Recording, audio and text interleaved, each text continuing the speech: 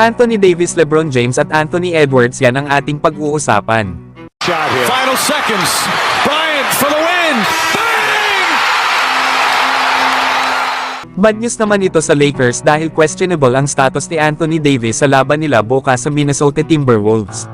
Ito ay matapos siyang bumangga kay Giannis Antetokounmpo at hindi na nga daw may galaw pa ni Anthony Davis ang kanyang kaliwang balikat. Pero nagawa pa naman nito na tapusin ang buong laro nila laban sa Milwaukee Bucks.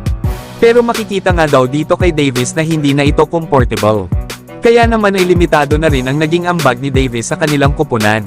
Inamin nga rin ni Davis na sumasakit na nga daw ang kanyang balikat at hindi niya daw ito may galaw ng maayos. Pero nilapatan na nga daw ito ng lunas ng medical staff ng Lakers. Na bukas ay malalaman pa kung makakapaglaro si Davis laban sa Minnesota Timberwolves.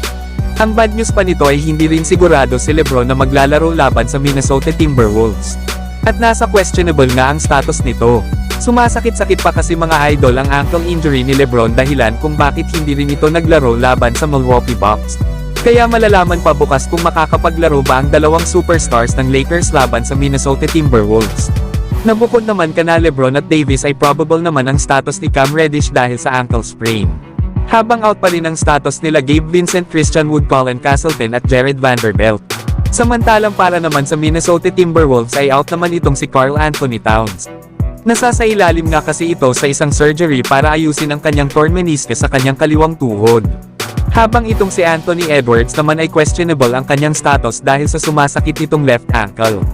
Kaya parehas lang ang Lakers at Minnesota Timberwolves na merong mga key players na possible na hindi maglaro bukas. Nabukod naman kana Anthony Edwards at Karl Anthony Towns. Ay out naman sila Monte Morris at Jalen Clark dahil meron ding mga injury. Kaya abangan na lang natin bukas mga idol. Kung makakapaglaro ba sila LeBron James, Anthony Davis at Anthony Edwards sa magiging laban ng Lakers at Timberwolves. So hanggang dito na lang tayo mga idol. At huwag nyo naman kalimutan mag-subscribe bilang pagsuporta.